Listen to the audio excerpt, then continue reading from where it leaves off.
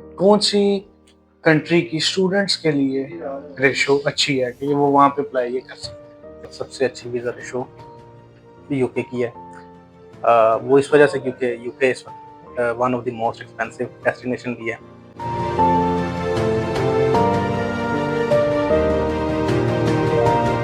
Good afternoon, मेरा नाम Joshua David है और आज मेरी खुश नसीबी है कि मैं अपने प्यारे भाई, इनका नाम स्टीफन एरिक है, स्टूडेंट कंसल्टेंट हैं। सेकेंडली ये टूरिज्म को डील कर रहे हैं और हम स्टीफन भाई से पूछेंगे उनकी लाइफ के बारे में। हाँ जी, क्या हाल है आपका? आप कैसे हैं? ठीक हैं? शुक्र है खुदावंद का, आप सुनाएं कुछ? हाँ थैंक यू जी। For having me. और बिल्कुल ये बहुत अच्छा प्लेटफॉर्म है आपका, जिसके तवज्जुह से हमारी जो जनरेशन है, जितनी यूथ है, उनको बहुत जो है इंफॉर्मेशन अच्छी मिलती है, जिससे वो फ़ायदा उठा सकते हैं। कहाँ से सफ़र आपका स्टार्ट हुआ? एजुकेशन कहाँ तक हासिल की? ठीक है। और ठीक है। थोड़ा-सा मुझे आप अपनी एजुकेशन के बारे, बैकग्राउंड के बारे, जर्नी, सफ़र जहाँ तक आज आप पहुँचे हैं। मैं अगर अपने बारे में आपको बताऊँ तो I do not belong to a very rich या फिर कोई बहुत बड़ी बैकग्राउंड वाली फैमिली से मैं बिलॉन्ग नहीं करता। मेरा ताल्लुक एक बहुत ही backward area, small city of Sindh Jacobabad से है, जो कि दुनिया का गर्म तरीन शहर भी है इफ़ यू गूगल इट। तो वहाँ से मेरा ताल्लुक है और बेसिक एजुकेशन मैंने वहाँ से ही ली, इंटरमीडिएट तक। उसके बाद मैंने बीएस कंप्यूटर साइंस ऑनर्स जो है वो यूनिवर्सिटी ऑफ सिंध कानपुर से किया। और आफ्टर दैट मैंने ऑफ कोर्स ग्रेजुएशन के बाद हर नौजवान की यही कोशिश होती है कि कहीं न कहीं जॉब मिल जाए या कुछ मिल जाए कि अर्निंग स्टार्ट हो। तो बैंक में जॉब की एज़ अ कैशियर, और आफ्टर 6 मंथ्स जो है वो मुझे पाकिस्तान नेवी में ऑफ कोर्स जॉब ऑफर हुई। तो एज़ एन ऑफिसर मैंने वहाँ पे फॉर 5 इयर्स सर्व किया। उसके बाद मैंने वहाँ से रिज़ाइन किया और मैं पाकिस्तान केबल्स मैंने जॉइन की। वहाँ पे as a project manager for 1 year job की।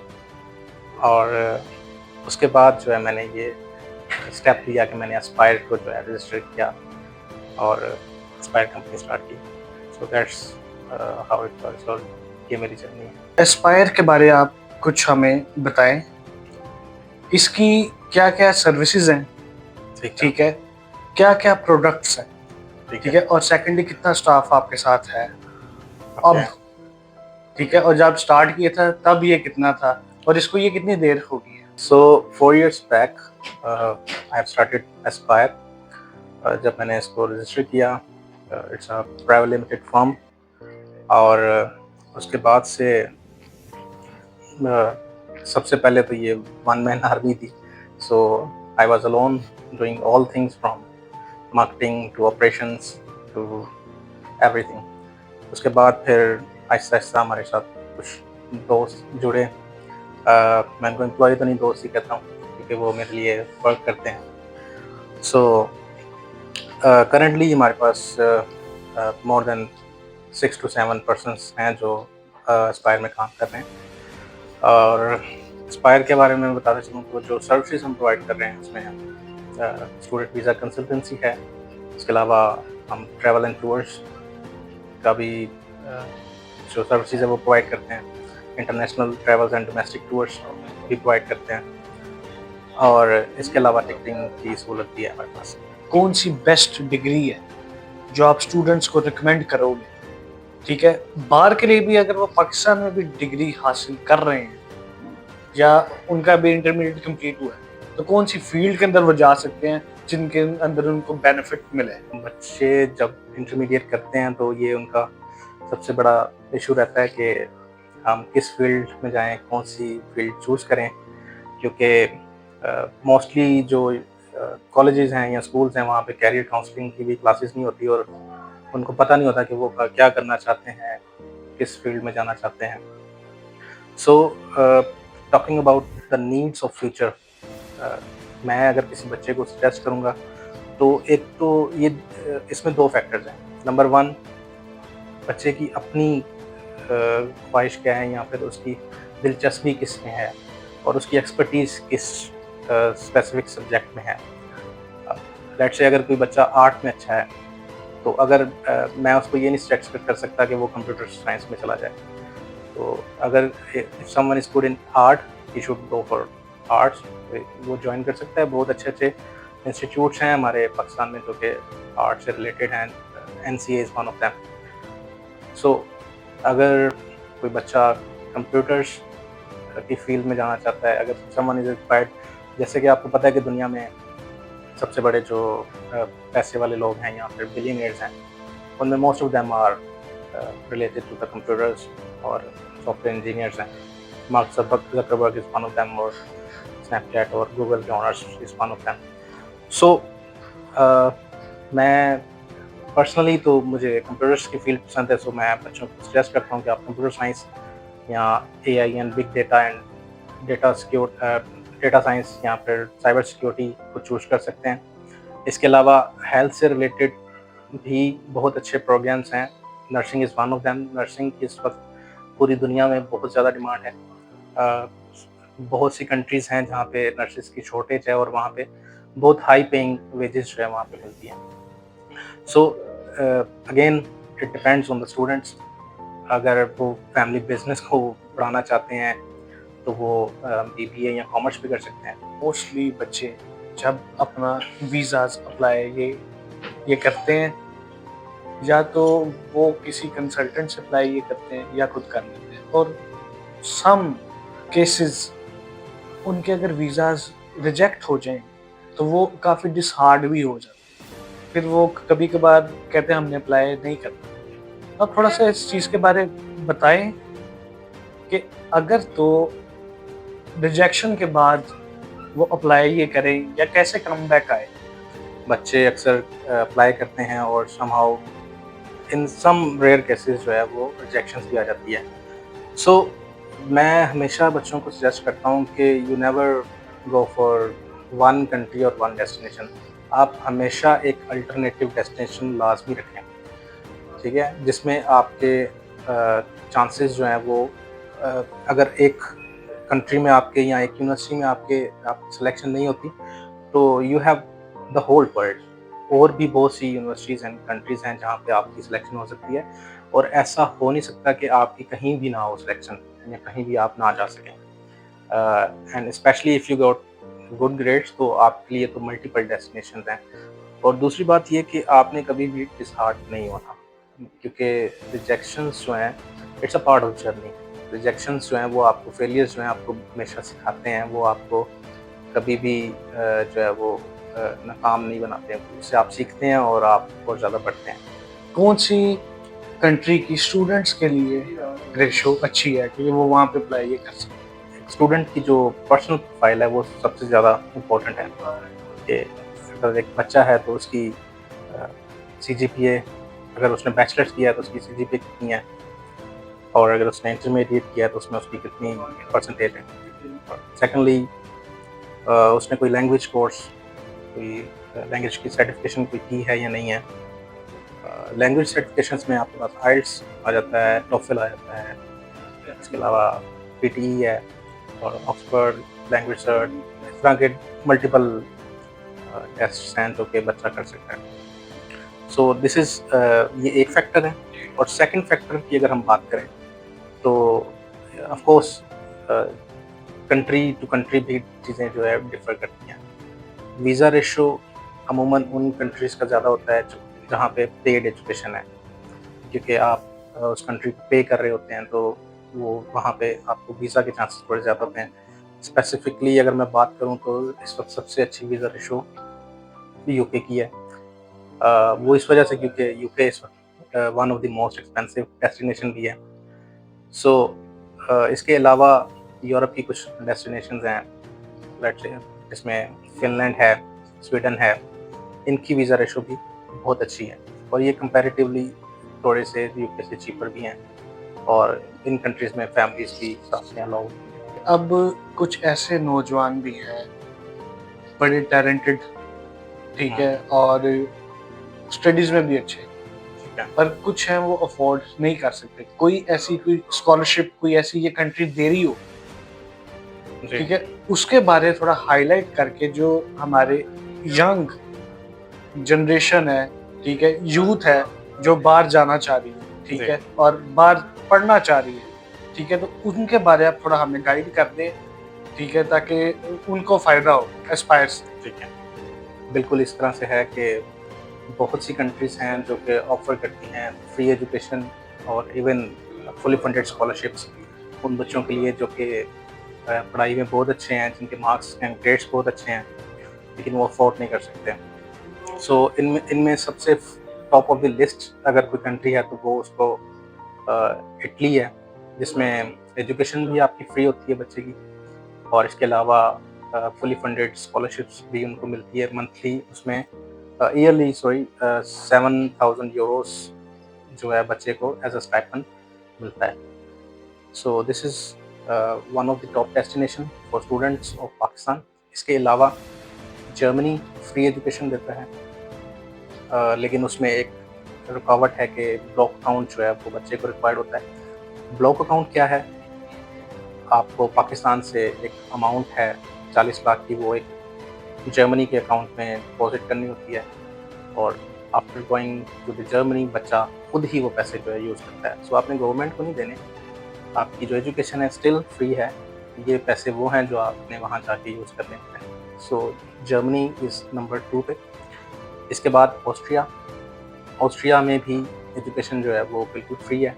प्रोसेस थोड़ा सा लेंदी है क्योंकि इसमें आपको लीगलाइजेशन डॉक्यूमेंट्स भी करानी पड़ती है और उसके अलावा फिर अटेस्टेशंस कुछ रिक्वायर्ड होती हैं। सो थोड़ा सा लेंदी प्रोसेस है, लेकिन एजुकेशन इसमें भी फ्री है। अच्छा, इसके अलावा अगर हम बात करें फुली फंडेड स्कॉलरशिप्स की तो यूएस बहुत सी मल्टीपल जो फुली फंडेड स्कॉलरशिप्स हैं जो वो बच्चों को प्रोवाइड करते हैं और एक्सचेंज प्रोग्राम्स भी हैं जिनमें बच्चा यूएस में जा सकता है। So top of the list जो है उसमें फुलब्राइट स्कॉलरशिप्स हैं जो कि यूएस ऑफर करता है। फुलब्राइट स्कॉलरशिप्स उन बच्चों के लिए होती है जो कि बैचलर्स यहाँ से कंप्लीट कर चुके होते हैं और वहाँ पे मास्टर या पोस्ट ग्रेजुएशन के लिए जाना चाहते हैं। उसके बाद यूग्रेड एक स्कॉलरशिप है। यूग्रेड स्कॉलरशिप्स में बच्चे during their under graduate studies एक सेमेस्टर जो है यूएस में जाके कंप्लीट करते हैं और आफ्टर कंप्लीशन वो वापस आते हैं। सो इसी तरह से सुसी और बेंजामिन फ्रैंकलिन, इस तरह के काफ़ी मल्टीपल प्रोग्राम्स हैं। इन एक्सचेंज प्रोग्राम्स और स्कॉलरशिप्स के लिए आप यूएसए की ऑफिशियल वेबसाइट है usefpakistan.com, इस पे जाके आप देख सकते हैं जितने भी प्रोग्राम्स हैं उस पर सर्च आउट कर सकते हैं। सो मेरी सर्विसेज में मुझसे जितने भी बच्चे हेल्प के लिए आते हैं तो मैं इस तरह की स्कॉलरशिप्स के बारे में उनको फ्री ऑफ कॉस्ट जो है वो गाइड करता हूँ और जो भी उनको हेल्प आउट चाहिए होती है वो मैं करता हूँ। So this is all about the scholarships. Let's suppose अभी रिसेंटली बच्चा ग्रेजुएट हुआ, ठीक है, बैचलर्स उसने की है, ठीक है, तो उसको कौन कौन से डॉक्यूमेंटेशन अपने प्रिपेयर्ड रखने चाहिए? क्या एक अच्छी स्कॉलरशिप है जैसे अभी आप बता रहे हैं, तो कौन से डॉक्यूमेंट्स उसको उसके पास पहले ही मौजूद हों ताकि वो इजीली अप्लाई ये कर सके? Documentation is always been a hurdle in students journey. So documentation भी एक बहुत अहम और क्रूशल स्टेप होता है आपकी जो स्टडी अब्रॉड की जर्नी होती है उसमें। सो अगर आपके डॉक्यूमेंट्स पहले से प्रिपेयर्ड होते हैं तो आपको बहुत ज़्यादा ईजीनेस रहती है अप्लाई करने में। डॉक्यूमेंटेशन की बात करें तो सबसे पहले आपके मैट्रिकुलेशन और इंटरमीडिएट के जो डॉक्यूमेंट्स होते हैं जिसमें आपकी सर्टिफिकेट्स और मार्कशीट्स होती हैं, सबसे पहले आपने उनको टेस्ट करवा लेना है रेलिवेंट बोर्ड और आईपीसीसी से। After getting these documents are tested, जो आपकी बैचलर्स की डिग्री है उसको आपने एचईसी से अटेस्ट करवाना है, ठीक है। इंटर एंड मैट्रिक के डॉक्यूमेंट्स आईबीसीसी से और जो एचईसी के जो आपकी बैचलर्स की डिग्री है वो एचईसी से होगी। उसके बाद आपने इन सब डॉक्यूमेंट्स को मुफा से अटेस्ट करवा लेना है, दैट्स ऑल। ये डॉक्यूमेंट्स आपके प्रिपेयर्ड हैं आपके इंटरनेशनली किसी भी कॉलेज या यूनिवर्सिटी में अप्लाई करने के लिए।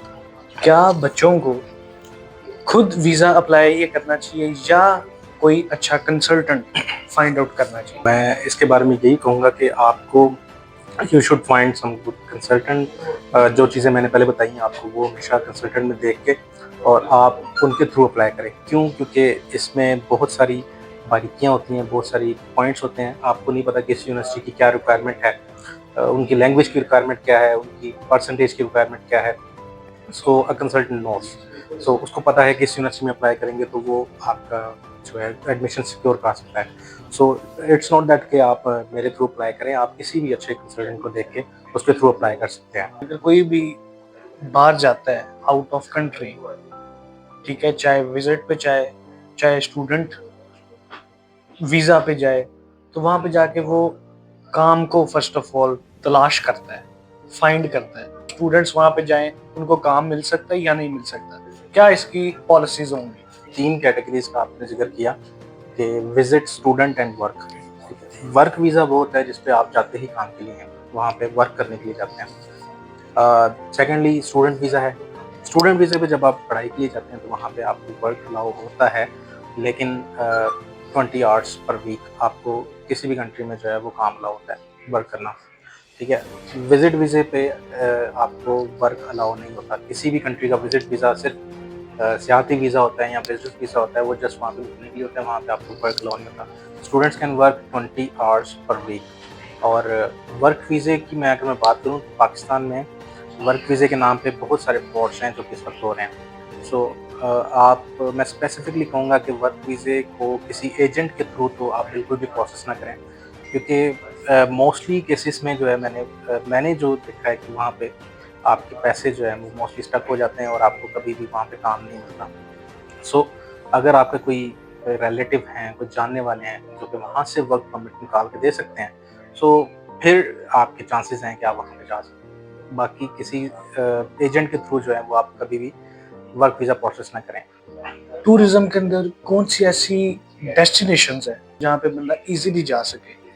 बहुत सी एशियन कंट्रीज़ हैं जहाँ पे आपको ईज़िली वीज़ा मिल जाता है। बहुत ज़्यादा डॉक्यूमेंटेशन भी रिक्वायर्ड नहीं होती और आपको विदिन डेज़ जो है वो वीज़ा भी मिल जाता है और आप ईज़िली वहाँ पे टूर करके आ सकते हैं। So top of the list जो कि एक डेस्टिनेशन है वो अज़रबैजान वाक़ है, जिसका 3 दिन में आपको वीज़ा मिल जाता है, जस्ट पासपोर्ट रिक्वायर्ड होता है, नथिंग एल्स। उसके हम टूर्स भी कराते हैं, 5 डेज़ और 4 नाइट्स का टूर भी हम कराते हैं उसको। इसके अलावा Malaysia, Thailand, Singapore, Indonesia, Sri Lanka, Dubai, इन कंट्रीज़ का भी वीज़ाज़ ईज़िली मिल जाता है। दुबई की अगर मैं बात करूँ, दुबई इन दिनों थोड़ा-सा डिफ़िकल्ट है, कुछ लोगों को जो है वीज़ा रिजेक्ट भी हो रहे हैं। सो मैं सजेस्ट करूँगा, आप अगर कोई बंदा फर्स्ट टाइम जाना चाहता है तो उसको मैं सजेस्ट करूँगा कि वो या तो उज़्बेकिस्तान जाए या फिर अज़रबैजान जाए। ये कंट्री विज़िट करके उसके बाद वो सिंगापुर, मलेशिया विज़िट कर सकता है। आफ्टर दैट उनका हम शेंजन के लिए भी कर सकते हैं। शेंजन कंट्रीज़ जो कि 28 टू 29 कंट्रीज़ होती हैं, उसका एक वीज़ा जो है आपको एक्सेस देता है कि आप 28 से 29 मुल्क घूम सकते हैं। सो शेंजन वीज़ा के लिए आपके पास सपोज़ ट्रैवल हिस्ट्री होनी चाहिए, आपका कोई ना कोई बिज़नेस होना चाहिए या कोई जॉब प्रॉपर होनी चाहिए। अगर ये आपके पास है तो आप उसके लिए भी अप्लाई कर सकते हैं। पाकिस्तान में भी टूरिज्म का काम ये कर रहे हो? बिल्कुल, हम डोमेस्टिक टूर्स भी कराते हैं। पाकिस्तान की जो नॉर्थ है, पाकिस्तान का नॉर्थ वो बहुत खूबसूरत है।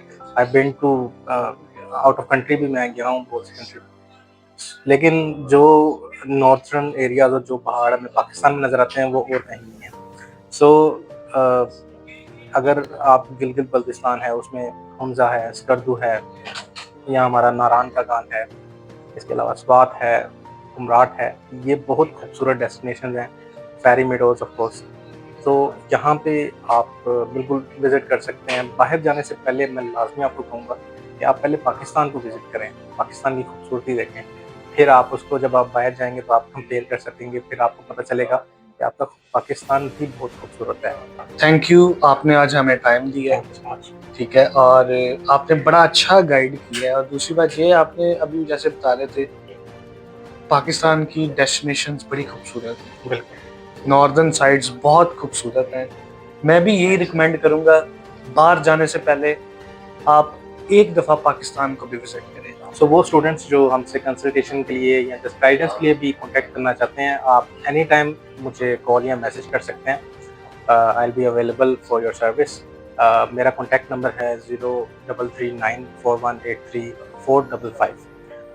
ये मेरा कॉन्टैक्ट नंबर है और मेरे ऑफिस का जो एड्रेस है वो it's 409 Gulshan block, Allama Iqbal town, Lahore. So आप सुबह 11 से लेके शाम 6 या 7 बजे के दरमियान किसी वक्त भी ऑफिस विजिट कर सकते हैं। आप इस चैनल को लाइक करें, सब्सक्राइब करें, शेयर करें। आपके तक मज़ीद हम इसी तरह के new podcast interviews with new guest लेके आएंगे। बहुत शुक्रिया।